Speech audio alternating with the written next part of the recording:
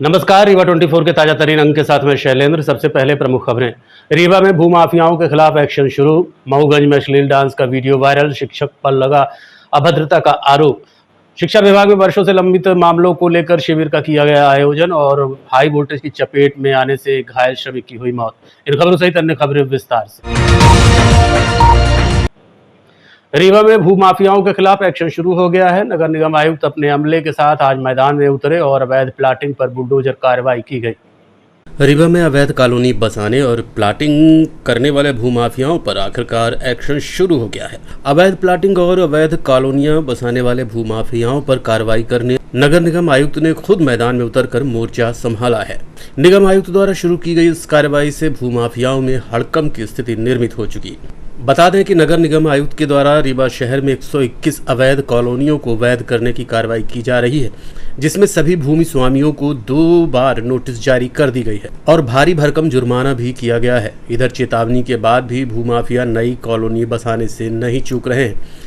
वो सड़क के नाम पर राखड़ डालकर लोगों को जमीन बेचते हैं और फिर गायब हो जाते हैं।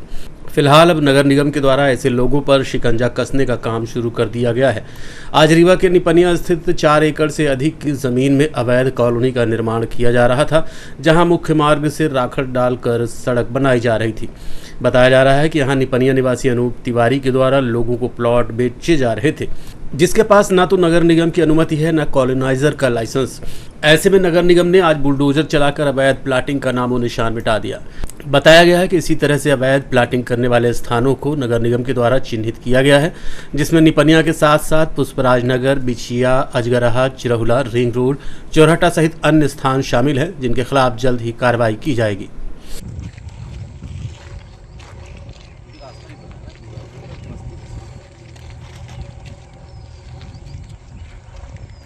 शिक्षा में वर्षों से लंबित स्थानांतरण से लेकर एरियस भुगतान, पदोन्नति, क्रमोन्नति, वेतनमान सहित जीपीएफ तक के मामलों को लेकर आज एक शिविर का आयोजन किया गया। रीवा में शिक्षा विभाग के अंदर शिक्षकों के कुछ ऐसे मामले हैं जो वर्षों से लंबित हैं, लेकिन उनका निराकरण नहीं हो पाया। कुछ शिक्षकों के द्वारा सीएम हेल्पलाइन तक में शिकायत की गई, लेकिन विभाग के द्वारा कभी पोर्टल बंद होने की तो कभी अन्य समस्या बताकर मामले को दबाने का प्रयास किया गया। विभिन्न शिकायतों के बाद कलेक्टर प्रतिभा पाल के निर्देश पर अब मारथन क्रमांक 1 में शिविर का आयोजन किया गया, जहां सभी प्रकार की समस्याओं को सुना गया।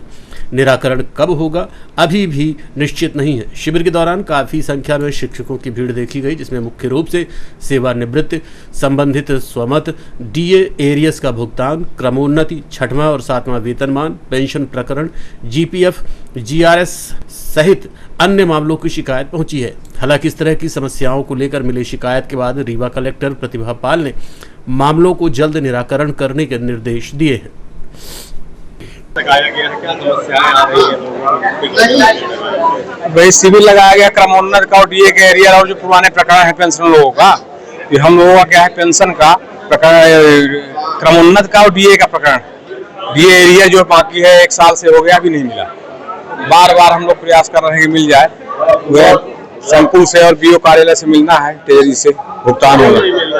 अब ये यहाँ की समस्या है कि प्रिंट नहीं निकल रहा है, भोपाल से बंद है और हम लोग साल भर से भटक रहे हैं। सबका कुछ लोगों का मिल गया है, पूरा मिल गया है, बहुत लोगों का बाकी है।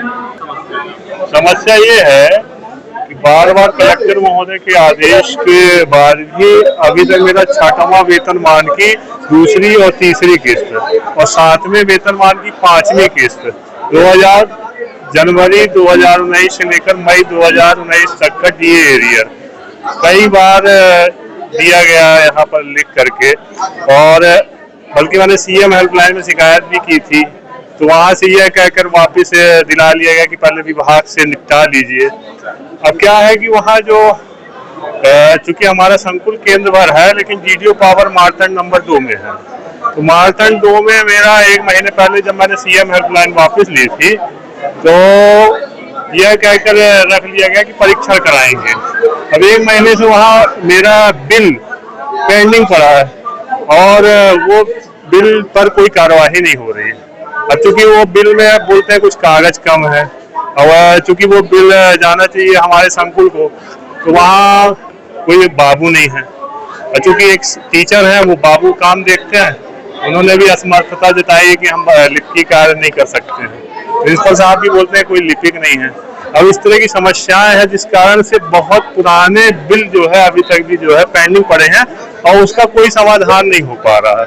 तो निवेदन है कि ये जो बैठक हो रही है इससे शायद कुछ हल निकले, नहीं तो अधिकारियों को लाभ दिया गया, जैसे क्रमोन्नत का लाभ दिया गया, डीए का लाभ दिया गया, उस लाभ के उपरांत उनको कुछ आर्थिक लाभ मिलता है, उनके कुछ सैलरी में इजाफा हो जाता है, तो उसका आर्थिक लाभ मिलना चाहिए, उसका एरियर मिलना चाहिए।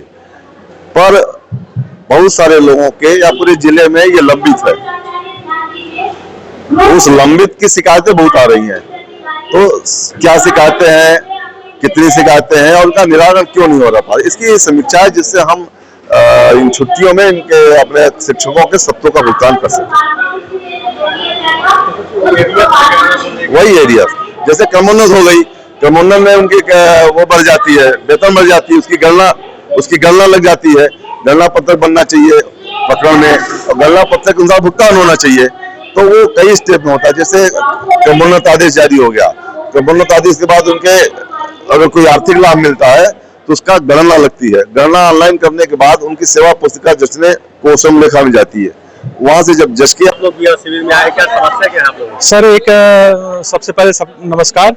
एक बड़ी गंभीर समस्या है, ये हमारी बाएं हाथ में श्रीमती जी हैं, ये 2022 में ये स्थानांतरण से सीधी से सामाजिक विज्ञान विषय पर शासकीय उच्चतर माध्यमिक विद्यालय बदराव में उपस्थित हुई थी और उसी समय एक और शिक्षिका हैं श्रीमती अनीता शर्मा, उनका हिंदी में जो है सम्मिलन हुआ था, माध्यमिक शिक्षक में नियुक्ति हुई थी।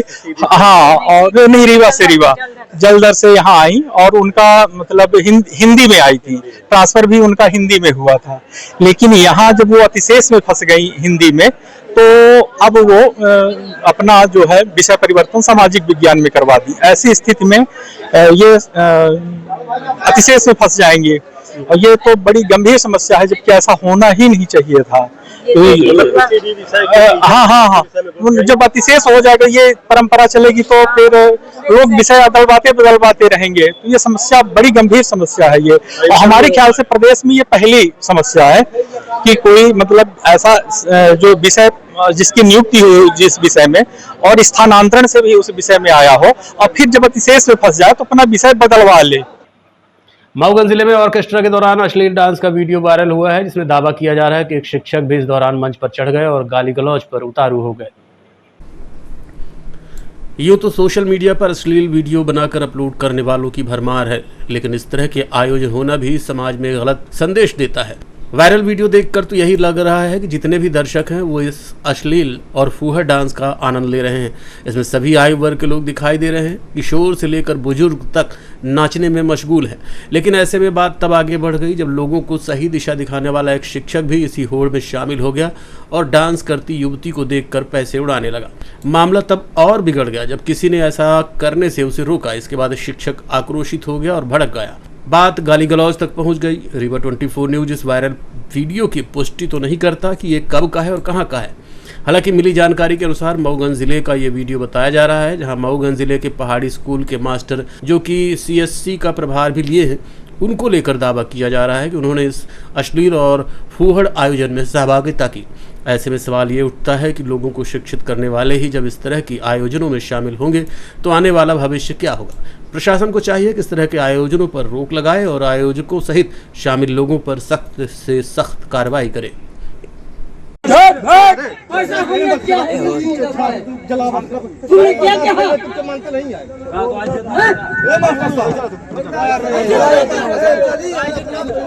जिला बदर की अवधि खत्म होते ही शातिर अपराधी ने महिला से बदतमीजी की, जिसके बाद एक बार फिर से पुलिस ने गिरफ्तार कर लिया है। अमैया पुलिस ने बड़ी कार्रवाई करते हुए शातिर अपराधी अजय पांडे को महिला से अड़ीबाजी के मामले में गिरफ्तार कर न्यायालय में पेश किया। आरोपी हाल ही में जिला बदर की अवधि पूरी कर शहर में लौटा था और फिर से आपराधिक गतिविधियों में संलिप्त पाया गया। ये कार्रवाई पुलिस अधीक्षक विवेक सिंह, अतिरिक्त पुलिस अधीक्षक आरती सिंह एवं नगर पुलिस अधीक्षक डॉक्टर ऋतु उपाध्याय के निर्देशन में अमैया थाना प्रभारी उप निरीक्षक शिवा अग्रवाल द्वारा की गई। थाना स्टाफ की सक्रियता और तत्परता से आरोपी को जल्द गिरफ्तार कर लिया गया। आपको बता दें कि अजय पांडे के खिलाफ शहर के विभिन्न थानों में गंभीर आपराधिक प्रकरण दर्ज हैं। उसकी गतिविधियों से आमजन में भय एवं असुरक्षा का माहौल बनता जा रहा था। ये एक पुराना अपराधी है अजय पांडे और इस पर काफी मामले दर्ज हैं पूर्व से भी। कल रात को भी इसने इसी तरीके की घटना को अंजाम दिया, इस पर से हमने जो है मामला पंजीबद्ध करके और उसे गिरफ्तार किया है और न्यायालय पेश किया है। इस पर शहर में सभी थानों में लगभग हर तरीके के अपराध हैं और अब हम इस पर आगे भी कार्रवाई करेंगे। कहाँ पे घटना की? द्वारिका नगर की घटना है। 11 केवी हाई वोल्टेज करंट की चपेट में आने से श्रमिक की मौत हो गई। घटना ट्रांसपोर्ट नगर की है। घटना के संबंध में मृतक राहुल गोस्वामी के पिता संतोष गोस्वामी ने बताया कि उनका बेटा विनोद पांडे के ठेके में ट्रांसपोर्ट नगर में विवेक नामदेव के घर में काम कर रहा था। सेटरिंग लगाने का काम चल रहा था कि अचानक हाई वोल्ट की चपेट में आ गया, जिससे नीचे गिर गया। घटना 19 मई की है। इसके बाद मकान मालिक द्वारा अस्पताल में ले जाकर भर्ती कराया गया। वहीं ठेकेदार ने एक बार भी जानकारी नहीं ली। मकान मालिक द्वारा छोटे लड़के को जानकारी दी गई, जिसकी सूचना पर रीवा पहुंचे हैं, जहां कल इलाज के दौरान राहुल की मौत हो गई। अब हम लोग तो वहाँ उपस्थित थे नहीं। मेरा लड़का एक ठेकेदार विनोद पांडे निवासी गडरिया के साथ में काम करता था पिछले 3 महीने से। दूसरी बात यह है कि वो हमारा लड़का अब वो उस काम के दौरान सेटरिंग की लकड़ी निकालने के दौरान कैसी घटना हुई करंट से कि अब जला तो हमको दिखा।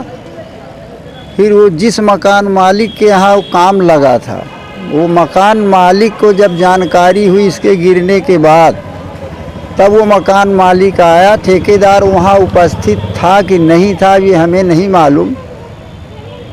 फिर लड़का को वो मकान मालिक, उसका नाम विवेक नामदेव है, ट्रांसपोर्ट नगर की घटना है,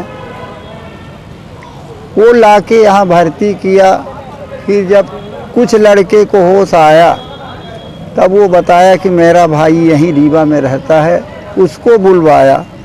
फिर दूसरे तीसरे दिन छोटा लड़का हम लोगों को खबर किया, तब हम लोग तीसरे दिन यहाँ आए इसके पास में। फिर उसका जो कुछ हम लोगों से हुआ, विवेक नामदेव शुरू से लेके और आज तक भी वो अपनी पूरी कार्य क्षमता में लीन रहे। मेरे क्या घटना करंट इसको लगा था? जी करंट। क्या नाम था इसका? राहुल गोस्वामी। कहाँ के निवासी थे? पिपरवार। कितनी उम्र कितनी है? 33 वर्ष। शादी वगैरह हो गई? नहीं, शादी वगैरह नहीं हुआ था। इनकी मौत हो गई? जी। आप कौन है? मैं उनका पिता हूँ। करंट कब लगा था इनको? ये 19 तारीख को, 19/5।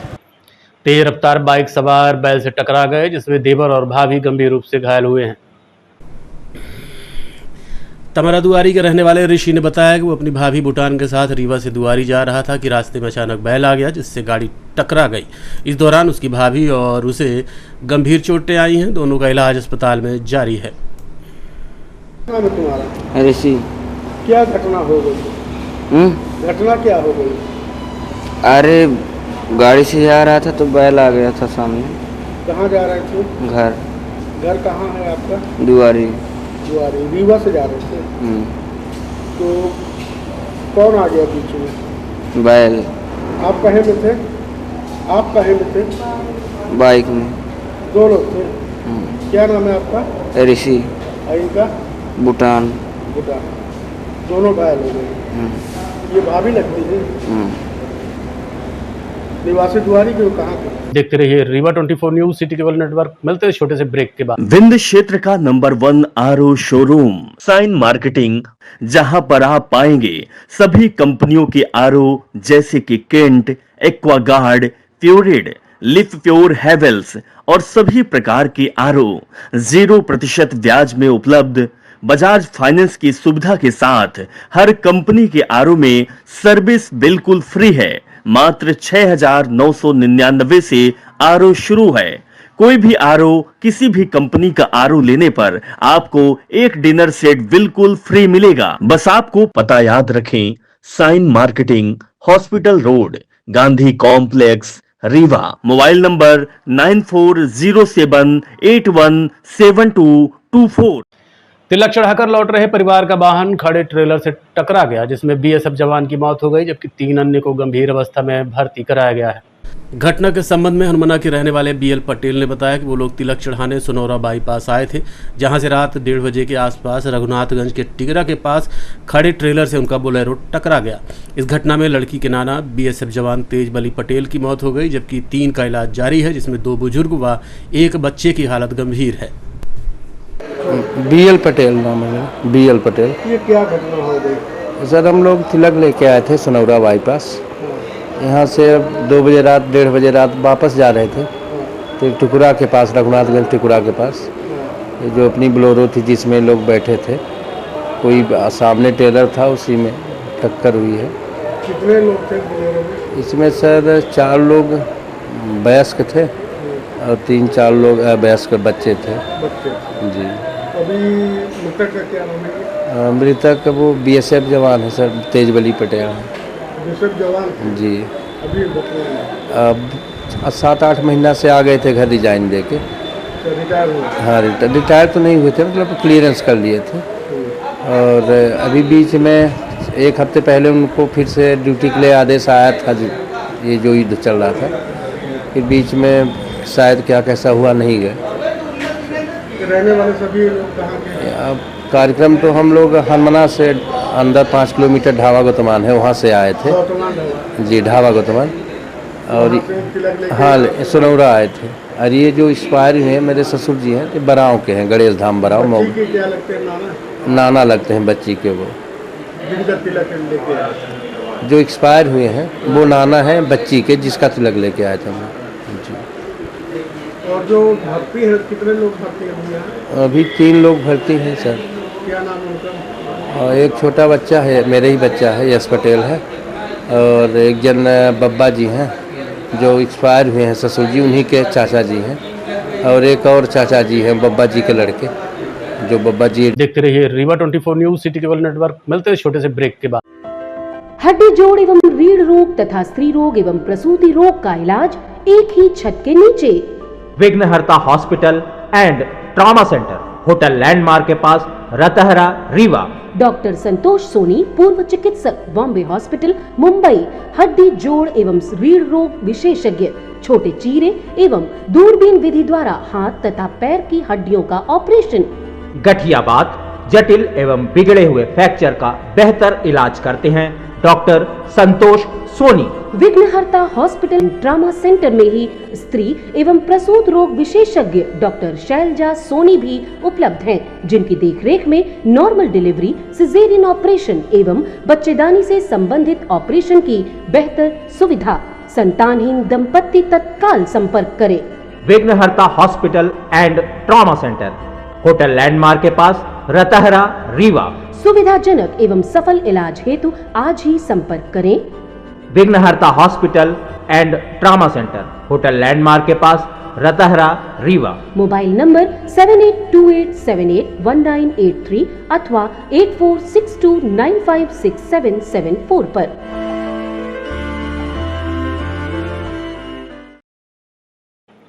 हिंदू धर्म में वट सावित्री व्रत का विशेष महत्व है। इस साल वट सावित्री व्रत पर सोमवती अमावस्या का शुभ संयोग बन रहा है। ऐसे में सुहागिन महिलाओं ने 16 श्रृंगार कर धूमधाम से वट सावित्री का त्योहार मनाया। आज हम बात करेंगे उस पर्व की जिसमें न सिर्फ आस्था है बल्कि जीवन साथी के लिए समर्पण की मिसाल भी। हम बात कर रहे हैं वट सावित्री व्रत की। इस साल वट सावित्री व्रत खास इसलिए भी है क्योंकि इस दिन सोमवती अमावस्या का दुर्लभ संयोग बन रहा है। ऐसे में देश भर की सुहागिन महिलाओं ने 16 श्रृंगार कर वट वृक्ष की पूजा की और अपने पति की लंबी उम्र की कामना की। रीवा में भी सुबह से ही मंदिरों और वट वृक्षों के पास महिलाओं की भीड़ उमड़ पड़ी। पारंपरिक साड़ियों में सज धज कर 16 श्रृंगार किए हुए महिलाओं ने व्रत रखा और वट वृक्ष की परिक्रमा कर पूजा अर्चना की। कहा जाता है कि इसी दिन सावित्री ने अपने तप, श्रद्धा और बुद्धिमत्ता से यमराज से अपने पति सत्यवान के प्राण वापस लिए थे। तभी से इस व्रत का महत्व और भी बढ़ गया। पंडितों की माने तो इस बार सोमवती अमावस्या का योग वट सावित्री व्रत को और भी खास बना रहा है। धार्मिक दृष्टि से ये संयोग कई वर्षों के बाद आया है जब अमावस्या और सोमवार एक ही दिन पड़े हैं। मान्यता है तब से ही आप लोग ये व्रत कर रहे हैं? ये सावित्री व्रत है जो पति अपने पति के लिए रहती हैं। हाँ। तो ये हर साल रहती है कैसे? हर साल रहते हैं। हाँ। जब से शादी हुई। कैसे इसको किया जाता है? क्या इसका पूरा स्वरूप होता है? कैसे क्या पूरा दिन भूखे रहती है? कैसे पूजा का पाठ कैसे करती है? विधि क्या होती है? विधि होती है हो गया जो मतलब आपके पास है पूजा करने के लिए तो नारियल फूल फल जो भी है वो सब पूजा कर दीजिए। बेना चढ़ता है। हाँ। चुनरी चढ़ती है, श्रृंगार चढ़ाते हैं। हाँ। और कामना क्या करती है? कामना करती हैं कि पति की लंबी उम्र हो। हाँ। बस हो गया। ठीक है, नाम बता दिए। सरोज। आज जो ये वट सावित्री है, ये वट भगवान की पूजा महिलाएं करती हैं, जिसमें उनके सौभाग्य की पूर्ति होती है।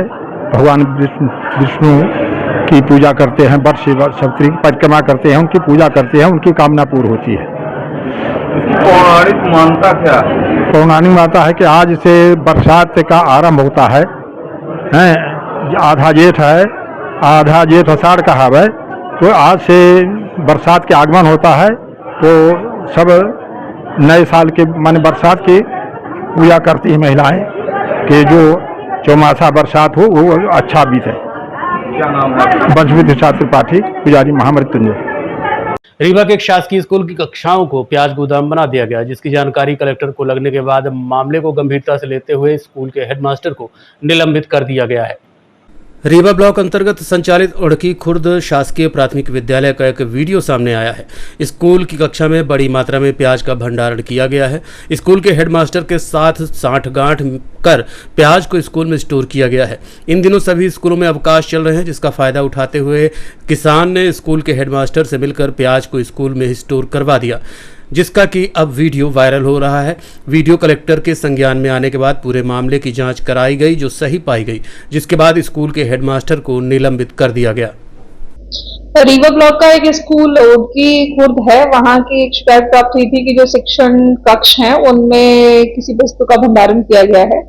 इसकी एक प्राथमिक जांच कराई गई और ये शिकायत प्रथम दृष्टया सही पाई गई है। इसीलिए जो विद्यालय के हेडमास्टर हैं, जिनकी जवाबदारी थी कि विद्यालय के कक्षों का उपयोग पठन पाठन के लिए हो, ऐसा नहीं पाया गया। इसीलिए जो वहां के हेडमास्टर हैं नरेंद्र पांडे, उनको निलंबित किया जा रहा है। साथ ही अन्य जो स्कूल हैं उनके भी जो हेडमास्टर हैं, ये प्रिंसिपल की जवाबदारी है कि उनका कैंपस शैक्षणिक गतिविधियों के लिए खुला रहे, ना कि अन्य किसी प्रकार के प्रयोजन के लिए। तो उनको सभी को निर्देश भी जारी किए जा रहे हैं।